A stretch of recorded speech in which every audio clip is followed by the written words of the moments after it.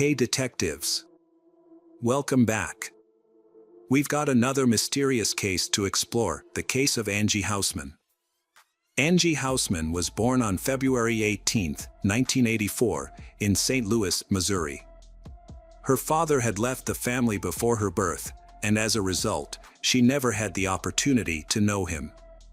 When Angie was 1 year old, her mother married a man named Ronald, and they had a son together. Angie got along well with her stepfather and was very close to her younger brother. Angie was a friendly and outgoing child who easily made friends with those around her. She lived with her family in a quiet suburban area of St. Louis.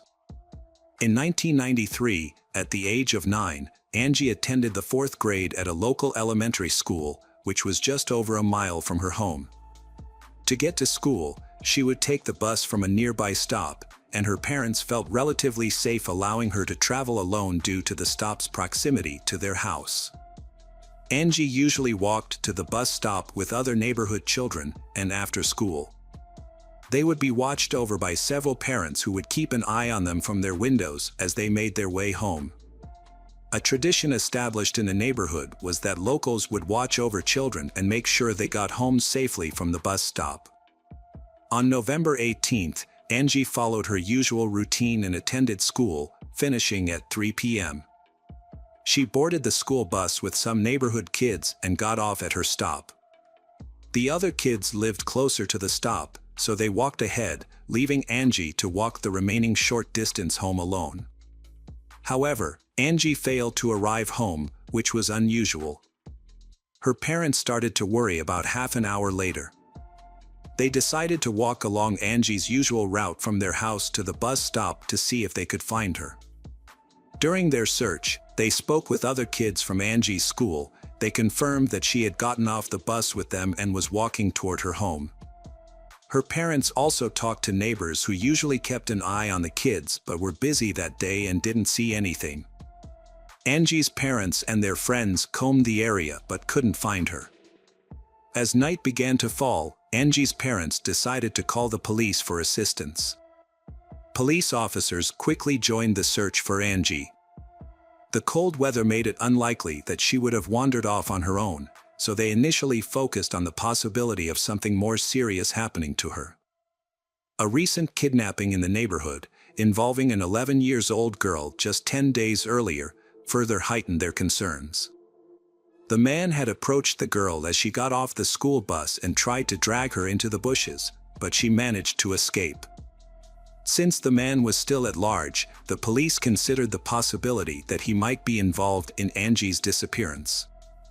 The police brought in dogs trained to track scents, and the dogs picked up Angie's scent near the bus stop.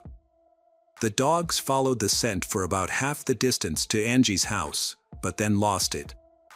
This suggested that Angie might have gotten into a vehicle at that point, which made the police think that she might have been abducted.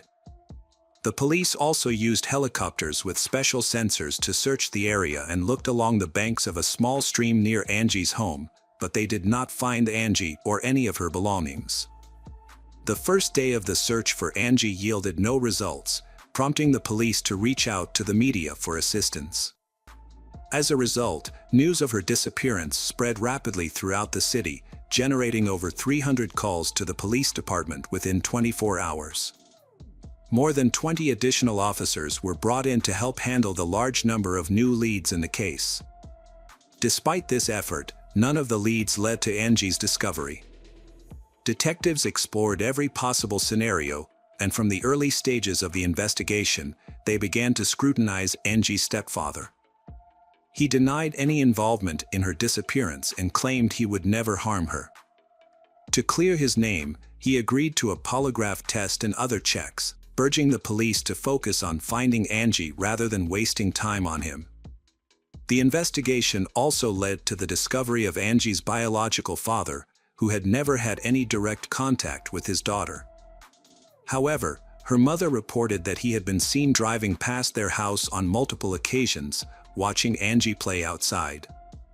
Although this behavior raised suspicions among detectives, the man had a solid alibi that checked out.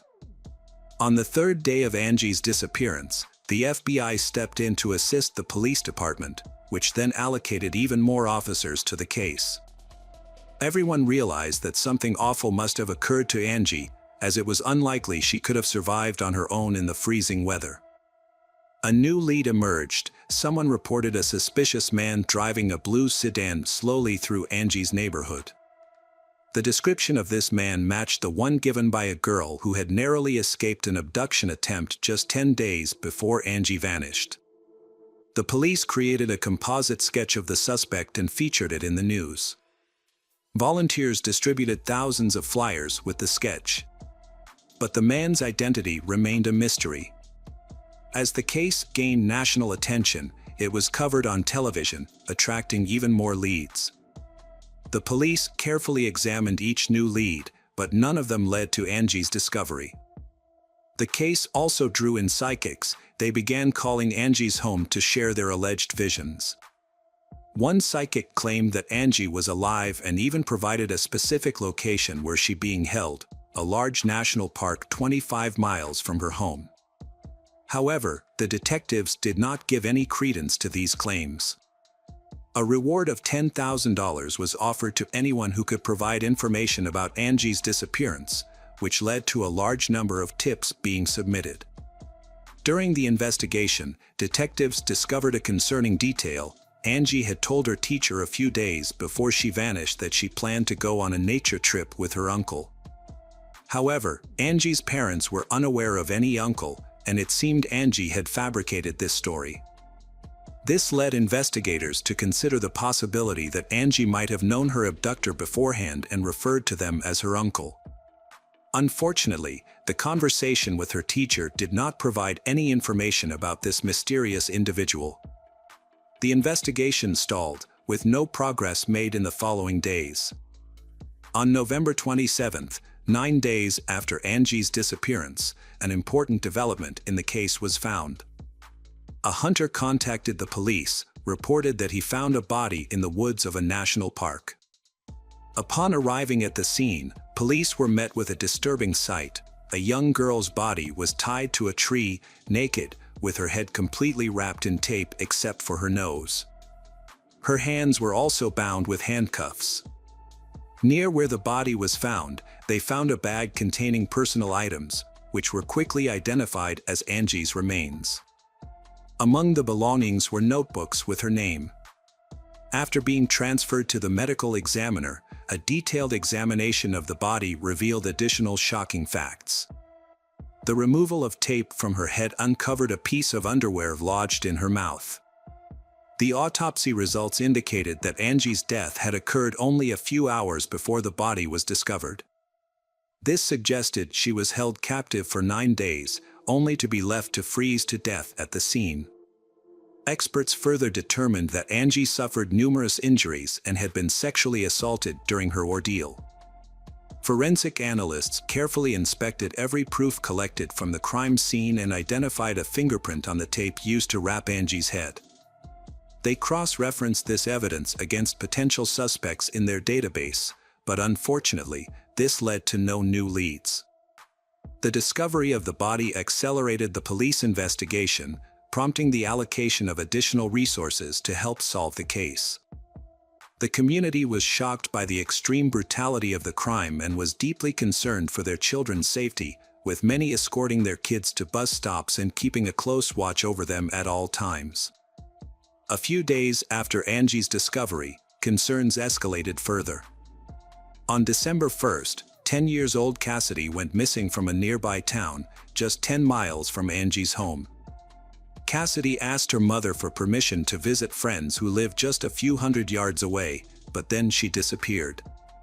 Cassidy's disappearance sparked an extensive police investigation, and detectives began to suspect the possibility that Cassidy's case might be linked to a serial killer. Although they considered the possibility that the same person was behind both abductions, they lacked concrete evidence to support this theory. 10 days later, Cassidy's body was found in St. Louis, wrapped in bed sheets and covered with a pink curtain. The cause of death was severe head injuries. Despite efforts, detectives couldn't find any leads to the killer. Furthermore, they started questioning whether the same person was responsible for both Angie's and Cassidy's deaths. Detectives suspected they might be dealing with two different killers due to the distinct characteristics of the crimes. Around the same time, they identified a 37-year-old man named Gary as a potential suspect. Gary had previously attempted to abduct a girl just before Angie went missing and regularly traveled to St. Louis for work.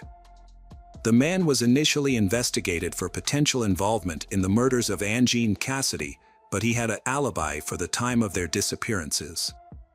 Although he was not connected to these crimes, he did admit to assaulting 4 other girls and was subsequently sentenced to 5 years in prison. In February of the following year, a significant development in the case was revealed when detectives finally found Cassidy's body. Nearby, they found tire tracks that were identified as coming from a pickup truck model frequently used by a prominent car rental company. The distinctive vehicles were easily recognizable due to their vibrant brand logos. With this new information, detectives interviewed residents in Cassidy's neighborhood, asking if anyone had seen one of these pickup trucks. One woman reported seeing a vehicle from the car rental company near her neighbor's house about a week after Cassidy's disappearance. Police found a woman who lived with her husband and brother at the house they were investigating. When questioned, the woman claimed neither she nor her husband, brother had rented the pickup associated with the crime, and they had no involvement in the case. However, detectives were skeptical of her claims and obtained a search warrant for the house. Upon searching the house, investigators found blood traces from the victim, Cassidy, in the basement, along with the murder weapon. Further investigation revealed that the woman's brother, Thomas, was the one who had rented the pickup in question. Initially, Thomas denied any involvement but eventually confessed when confronted with the evidence. According to Thomas's confession, Cassidy had come to his door, wanting to invite his nephews out to play. He invited her into the house and led her to the basement, where he attempted to assault her. When Cassidy screamed, Thomas struck her with a heavy object and then covered her body with bed sheets. After committing the crime, Thomas went to work as usual. Upon returning home, his sister told him that she had discovered the body in the basement.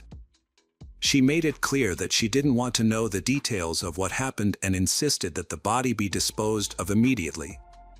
Cassidy's body remained in the basement for a week due to ongoing searches, and Thomas was too afraid to move it. Once things had calmed down, he rented a pickup truck and took the body to St. Louis. He hid her body there. Thomas was eventually sentenced to death for his crimes but died in prison several years later due to illness. Despite being questioned about Angie's case, he maintained his innocence, leading detectives to conclude that the crimes were unrelated. The investigation stalled for many months with few leads coming in. Years after Angie's murder, detectives faced another challenge when the reward for information was set to expire, sparking concerns that the public would stop providing tips and assistance in the case. However, in 2001, a local businessman donated $250,000 as a reward for information on Angie's case.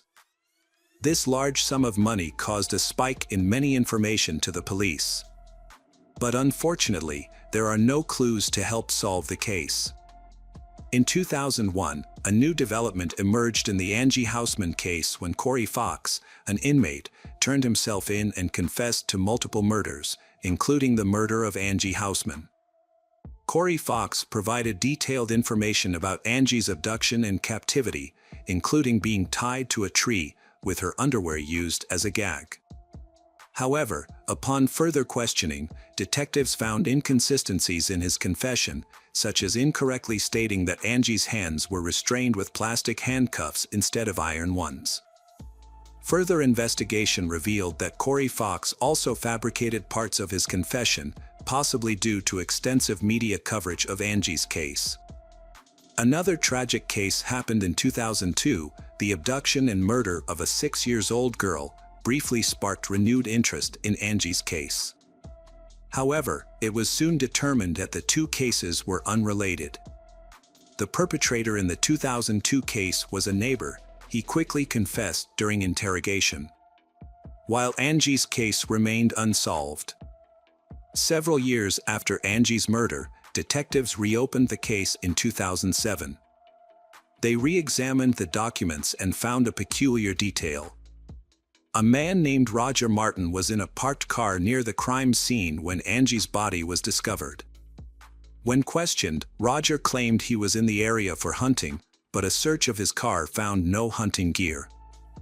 Further investigation revealed that Roger had a criminal record involving children, including an assault near the location where Angie's body was found. These crimes occurred before Angie's death, but the police had not thoroughly investigated Roger at the time. The new detective team called Roger in for questioning. He denied any involvement in Angie's murder, claiming he was in the area by chance. Roger stated that he was still at work when Angie's body was left at the crime scene. The investigation stalled after a 9-hour interrogation of Roger failed to yield results. Although his fingerprints were taken and compared to those on the tape from Angie's head, no match was found, leading to his release due to insufficient evidence. The case remained stagnant until 2018 when the St. Louis Police Department established a dedicated task force to re-examine the evidence using advanced technology. The team focused on 3 crucial pieces of evidence: the handcuffs, the tape from Angie's head, and the underwear used to silence her. Despite previous failed attempts to find the perpetrator's DNA on these items, the detectives were determined to try again. They began by re-examining the handcuffs but encountered difficulties due to the presence of Angie's blood.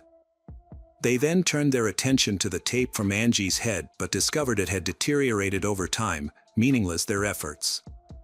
The investigators examined the underwear as a last resort, despite low expectations due to it being in Angie's mouth for several hours, which could have erased any foreign DNA.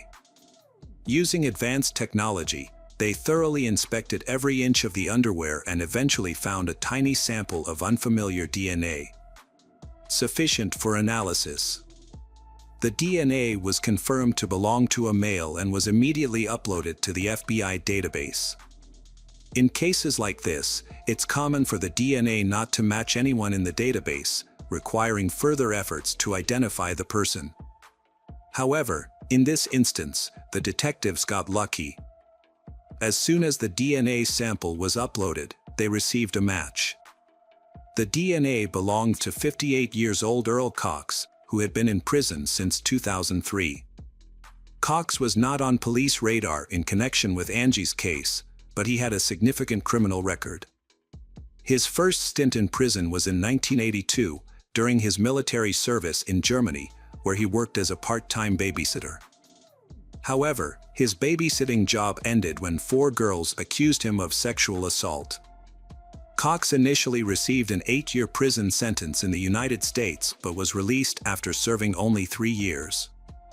Following his release, he relocated to St. Louis. However, his freedom was short-lived as he was arrested again 4 years later when 2 7-year-old girls accused him of sexual assault. Although the charges were eventually dropped due to lack of evidence, but he violated his parole, resulting in an additional year in prison. After his release in 1992, Cox moved to St. Louis to live with his relatives. The following year, he allegedly abducted and murdered Angie. In 2002, Cox was arrested again, this time for operating a major online platform where users shared child abuse materials. The FBI had been investigating the platform and caught Cox in a sting operation when he attempted to meet an undercover agent posing as a 14-year-old girl. Cox had planned to make the girl his slave and had sent her money for a bus ticket. However, when he arrived at the meeting place, he was met by armed FBI agents and arrested. A search of his computer revealed over 45,000 images of child abuse, as well as evidence that he was the mastermind behind the online platform. This led to the arrest of 60 more individuals associated with the site, marking one of the largest operations against pedophiles in the country. In 2003, Cox was sentenced to 10 years in prison. However, when his term ended, a judge used a legal loophole to keep him detained, citing him as a serious threat to children. He remained in prison until 2019, when his DNA sample matched the DNA sample from Angie's case. Detectives visited Cox in prison to discuss the match, but he denied any involvement and requested a lawyer. Given the strong DNA evidence against him, the police knew Cox's chances of winning in court were slim. Instead of pursuing a trial, investigators contacted Earl's lawyer with a proposal. In exchange for Cox's confession to Angie's murder, the prosecution would drop the death penalty and seek a life sentence instead. Aware of the strong evidence against him, Cox agreed to the deal.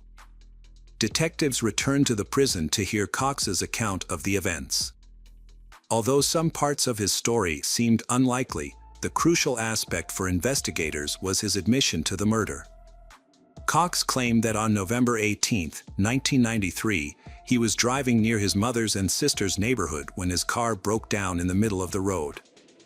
When he tried to examine the car, a school bus stopped, and several children got off. The children went into their homes, except for one girl, Angie. According to Cox, Angie approached him, and they briefly talked. He noticed she was cold, so he offered her a ride in his car, which she allegedly accepted.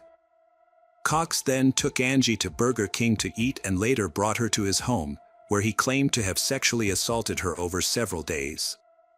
Eventually, Cox decided to get rid of Angie, taking her to the location where her body would later be found. He tied her to a tree, claiming she was still alive at that moment. Detectives were skeptical about certain parts of Cox's story. Angie was unlikely to get into a car with a stranger, given the short distance to her home. The investigators also questioned the car breakdown in Cox's story. He claimed the car stalled, but it started again when Angie approached. It's more likely that the perpetrator targeted Angie and decided to abduct her. This hypothesis seems more plausible than Cox's account. The detectives got what they needed, a confession to the murder. In August 2020, Cox was sentenced to life in prison without parole. A judge handed down the sentence. Unfortunately, Angie's mother didn't live to see justice served. She died of cancer in 2016. Angie's father, Ronald, told reporters that Cox was responsible for his wife's death and should have been tried for 2 murders. A woman's life was forever changed after the loss of her daughter. She lost all interest in life and eventually passed away. Cox's story, however, took a different turn. The prosecutor reopened a case involving the sexual abuse of 2 7-year-old girls, for which Cox had previously received a lenient sentence of 1 year in prison for violating his parole. The police reached out to one of Cox's victims, now an adult, and asked her to testify against him. Cox ultimately admitted to his crimes and was given an additional 10 years prison sentence. In court, his victim spoke out, saying that despite Cox's terrible actions, but she would go on to live a happy and fulfilling life, while Cox would spend the rest of his life in prison.